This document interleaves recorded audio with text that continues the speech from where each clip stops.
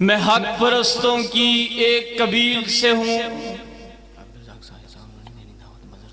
میں حق پرستوں کی ایک قبیل سے ہوں، جو حق پہ ڈٹ گیا اس لشکر قلیل سے ہوں۔ میں یوں ہی نہیں دست و گریباں زمانے سے، میں یوں ہی نہیں دست و گریباں زمانے سے، میں جہاں بھی کھڑا ہوں کسی دلیل سے ہوں۔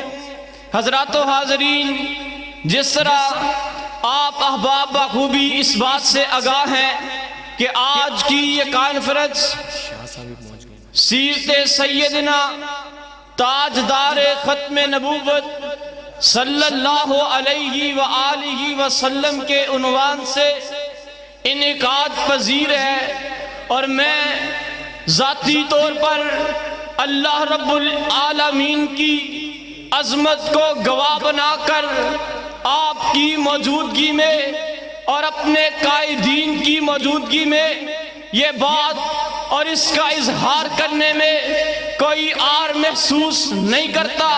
میں انتہائی خوشی اور مسرت محسوس کر رہا ہوں کہ آج اس گنہگار کو، اس عاصی کو، اس فقیر کو، اس حقیر کو آج اس کانفرنس کی وساطت سے آپ حضرات کے سماعتوں کی زینت سیدنا رسول اللہ صلی اللہ علیہ وآلہ وسلم کی ختم نبوت کو بیان کرنے کی سعادت حاصل کر رہا ہوں۔ حضرات، یہ وہ ایوارڈ ہے، یہ وہ گولڈ میڈل ہے، یہ وہ امتیاز ہے، یہ وہ صفت ہے، یہ وہ خصوصیت ہے جو 1.25 لاکھ انبیاء کرام علیہم السلام کے حصے میں نہیں آئی۔ ابراہیم، اسماعیل، اسحاق، یعقوب، یوسف، یونس، یحییٰ، زکریا، ان سب کا مقام میری اور آپ کی سوچ سے کئی گنا بلند ہے، لیکن جو عظمت، جو مقام، جو تاج، جو فضیلت، جو رفعت، جو منقبت آمنہ کے لال کے حصے میں آئی ہے، آج تک نہ کسی اور کے حصے میں آ سکی ہے، نہ قیامت کی دیواروں تک آ سکے گی۔ کہہ دیجئے انشاءاللہ۔ اور حضرات، ہم کیوں نہ مدینے والے کی ختم نبوت کو بیان کر کے فخر محسوس کرے۔ آؤ، میں بتلانا چاہتا ہوں میرے اسلاف نے اس عقیدے کے تحفظ کے لیے کس قدر قربانیاں دی۔ سب سے پہلے نمبر پہ امام اہل حدیث، خلیفہ بلا فصل حضرت سیدنا ابو بکر صدیق رضی اللہ تعالی عنہ نے جنگ قادسیہ میں عقیدہ ختم نبوت کے تحفظ کے لیے 1400 حفاظ کرام، صحابہ کرام رضوان اللہ علیہ مجمعین کی قربانی کو پیش کیا۔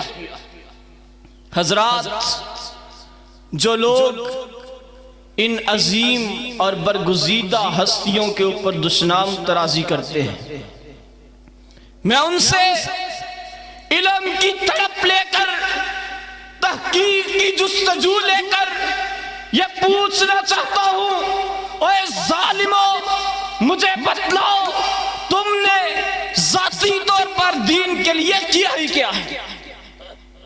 وہ اصحاب تھے جنہوں نے نہ دن کی تمیز کی، نہ رات کی تمیز کی، نہ امیری کی تمیز کی، نہ غریبی کی تمیز کی، نہ دن رات دیکھا، نہ دھوپ چھاؤں دیکھی، نہ بہار خزاں دیکھی، نہ بھوک اور بدحالی دیکھی۔ مصور کھینچ وہ نقشہ جس میں یہ صفائی ہو، ادھر فرمان محمد ہو، ادھر گردن جھکائی ہو۔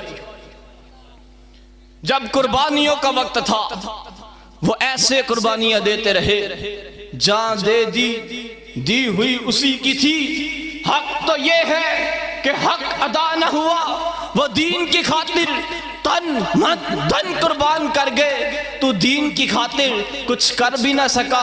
جو کر گئے تیری زبان چلی تو ان کے خلاف چلی، تیری زبان کھلی تو ان کے خلاف کھلی۔ حقیقت میں تو ان پہ دشنام ترازیاں نہیں کرتا، بلکہ تو اپنے حسب و نسب کا اظہار کرتا ہے، اور تو وہ ہے جسے قرآن بھی اتلم بعد ذالک زنیم کہتا ہے۔ حضرات، آپ علیہ السلام دنیا کی ہر اعلیٰ صفت میں کائنات کے تمام انسانوں میں سے سب سے اعلیٰ ہیں۔ آپ کی خلوت، آپ کی جلوت، آپ کی رات، آپ کی ذات، آپ کی بات، آپ کا اٹھنا، آپ کا بیٹھنا، آپ کا آنا، آپ کا جانا، آپ کا سونا، آپ کا کھانا، آپ کا پینا، ساری کائنات سے اعلیٰ ہے۔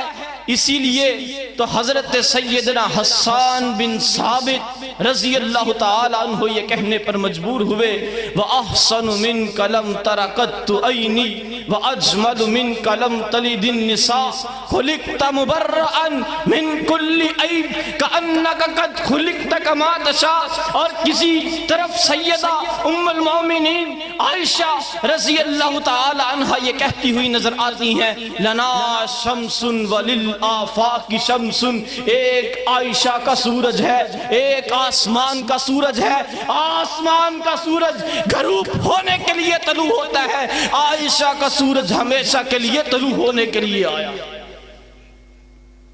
اور حضرات سنیے، وہ تو بہادری میں بھی اتنے آگے، ایک رات مدینہ کی گلیوں میں رات کی تاریکی میں کسی نے شب خون مارنے کی کوشش کی، کوہرام مچا، شور برپا ہوا، لوگ اٹھے، اپنے سواریوں کی زینے کسنی شروع کی اور ان کے تعاقب کے لیے نکلنے کے لیے تیار تھے کہ اسی اثناء میں سیدی و مرشدی محمد الرسول اللہ صلی اللہ علیہ وآلہ وسلم کی ذات گرامی ایک طرف سے آتے ہوئے دکھائی دیے۔ پوچھا کہاں کی تیاری ہے صحابہ؟ کہنے لگے کہ ابھی کسی نے مدینہ کا امن خراب کرنے کی کوشش کی ہے، ان کی خبر کے لیے نکلنے کی تیاری۔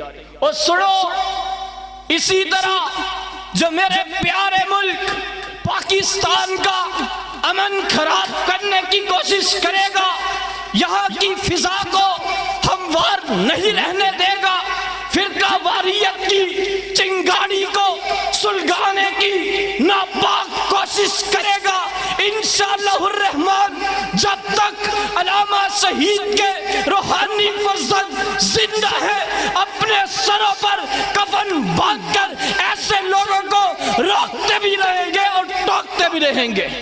بولو روکو گے نا؟ روکنے کے لیے تیار ہو؟ ہاتھ کھڑے کر کے جواب دے، روکنے کے لیے تیار ہو؟